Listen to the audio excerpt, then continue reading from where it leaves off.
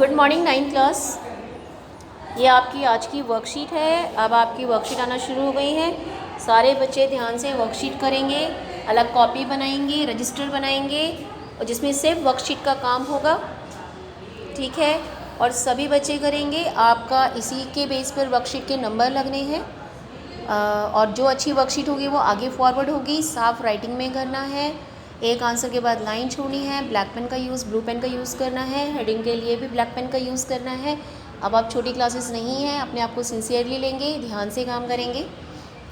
तो ये आपका वर्कशीट है। ये आज हमारा इतिहास का पहला चैप्टर है, फ्रांसीसी क्रांति। आज 6 तारीख की ये वर्कशीट है। आपको इसी तरीके से आपको ऊपर लिखना है अपना नाम, क्लास सब्जेक्ट टीचर का नाम, लेसन का नाम, ठीक है। तो अब हमने पढ़ना है फ्रांसीसी क्रांति, मतलब फ्रांस में जो क्रांति हुई, फ्रांस में जो बगावत हुई, उसका क्या कारण था, किस कारण से ये सब हुआ, कैसा समाज था, फ्रांस की क्या स्थिति थी, ये सब हमने पढ़ना है। आप लोग बुक्स भी ले लेंगे। बुक्स में आप पहला लेसन बहुत ध्यान से रीड करेंगे। सिर्फ वर्कशीट ही नहीं, आपको किताब भी पढ़नी है, ठीक है। इसलिए आप जो मैं समझा रही हूँ इसको इससे समझेंगे और सभी बच्चे बुक्स ले लेंगे और बुक ज़रूर पढ़ेंगे। एनसीईआरटी की किताब आपको लेनी है। पहला है फ्रांसीसी समाज, मतलब उस वक़्त 18वीं शताब्दी में फ्रांस का समाज किस प्रकार बंटा हुआ था। तो जो भी फ्रांस में लोग रहते थे उनको हमने 3 स्टेट में बांटा था। 3 स्टेट का मतलब होता है वर्गों में, 3 वर्गों में हमने उन लोगों को रखा था। प्रथम स्टेट में कौन आता था? प्रथम स्टेट में आते थे पादरी, जो चर्च के पादरी होते हैं, जो चर्च में काम करते हैं, उसको आप पादरी कहते हैं। जो आपने देखा होगा प्रेयर वगैरह करवाते हैं सब, उनको पादरी कहते हैं। तो प्रथम स्टेट में कौन आया था? पादरी वर्ग। द्वितीय स्टेट, जो दूसरी स्टेट थी, उसमें आते थे कुलीन वर्ग। कुलीन वर्ग मतलब अमीर लोग आते थे, ठीक है। और अब आया तृतीय स्टेट। तृतीय स्टेट में कौन आता था? तृतीय स्टेट में आते थे बड़े बड़े व्यवसायी, बिजनेसमैन, अदालत में काम करने वाले वकील, किसान और कारीगर और छोटे किसान, भूमिहीन किसान जिसके पास भूमि नहीं थी, मजदूर, ये सब आते थे आपके तृतीय स्टेट में।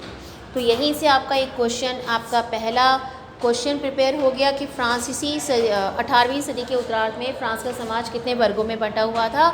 तो ये आपका पहला आंसर है कि 18वीं सदी के उत्तरार्ध में फ्रांस 3 वर्गों में बंटा हुआ था। इसी तरह से आप बना लेंगे और हर वर्ग में जो जो लोग आते हैं उनको लिखेंगे आप, ठीक है। दूसरा क्वेश्चन जैसे पूछा है पादरी वर्ग किस स्टेट में आते थे, तो देखिए पादरी किस में आता था? प्रथम स्टेट में। तो आप लिखेंगे पादरी वर्ग समाज के प्रथम स्टेट में आते थे, ठीक है। अच्छा, अब क्या था इनमें कुछ हर एक की कुछ विशेषता थी। जैसे जो प्रथम स्टेट में लोग आते थे इनको जन्म से ही कुछ विशेष अधिकार प्राप्त थे। जैसे कर नहीं देना, ये कर नहीं देते थे, टैक्स नहीं देते थे। तो इनको क्या विशेष अधिकार प्राप्त था? इनको विशेष अधिकार ये प्राप्त था कि इनको टैक्स में छूट थी। तो तीसरा क्वेश्चन आपका है किस वर्ग को, लोगों को जन्म से विशेष अधिकार मिले थे? कौन सा वर्ग था? प्रथम स्टेट। जो प्रथम स्टेट के वर्ग, पादरी वर्ग था, उनको जन्म से ये विशेष अधिकार प्राप्त थे कि उनको किसी प्रकार का कोई कर अदा नहीं करना था, ठीक है। तो हमारे पहले 3 क्वेश्चन इससे हो गए। अगला देखिए, जब 18वीं सदी के उत्तरार्ध में जो फ्रांस था उसकी सामाजिक और आर्थिक स्थिति कैसी थी, क्या क्या स्थिति थी वहाँ पर, राजकोष कैसा था, कौन राजा था, ये सब आपको पढ़ना है। सबसे पहले वहाँ पर क्या हुआ, वहाँ पर जो राजवंश था वो तो बूर्बो राजवंश, ठीक है। और इसका लुई 16वां राजा था, ठीक है। उसका बहुत आलीशान जीवन था, बहुत बड़े महल थे और उस महल का बहुत खर्चा था, जिसके कारण उनका पूरा राजकोष खाली हो गया। बहुत सारे युद्धों में फ्रांस ने अपने आप को झोंक दिया था, जिसके कारण फ्रांस पर 10-12 अरब लिब्रे का कर्ज हो गया। लिब्रे फ्रांस की मुद्रा का नाम है। तो एक एक्स्ट्रा क्वेश्चन आप यहीं से लिखेंगे कि फ्रांस की मुद्रा का क्या नाम है? लिब्रे। एक क्वेश्चन यहाँ पर आप ऐड करेंगे, ठीक है। एक्स्ट्रा क्वेश्चन में फ्रांस की मुद्रा का नाम लिब्रे, ठीक है।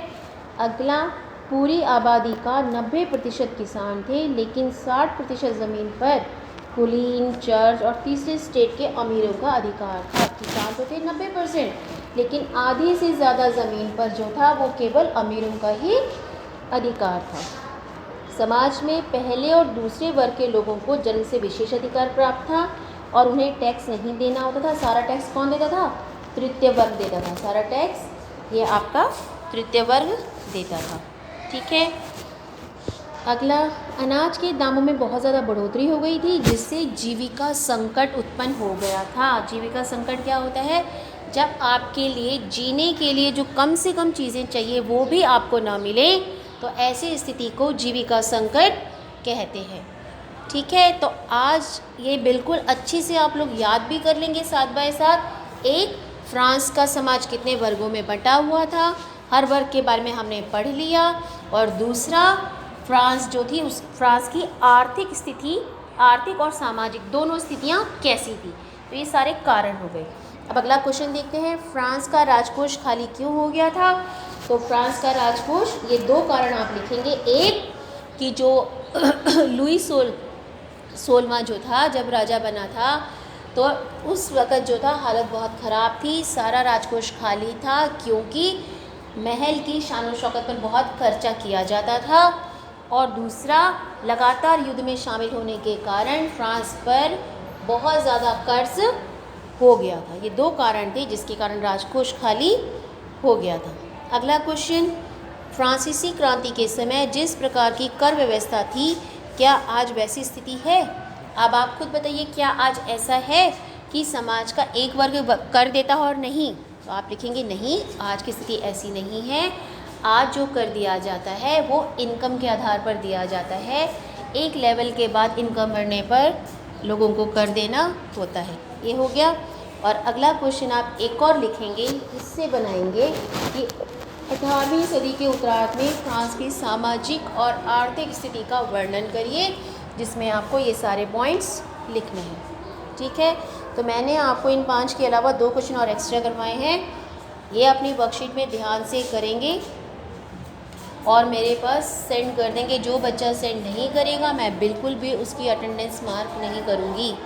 ओके। और आपके नंबर इसी बेस पे लगने हैं। साफ काम करके भेजेंगे। जो वर्कशीट अच्छी होगी वो आगे फॉरवर्ड की जाएगी।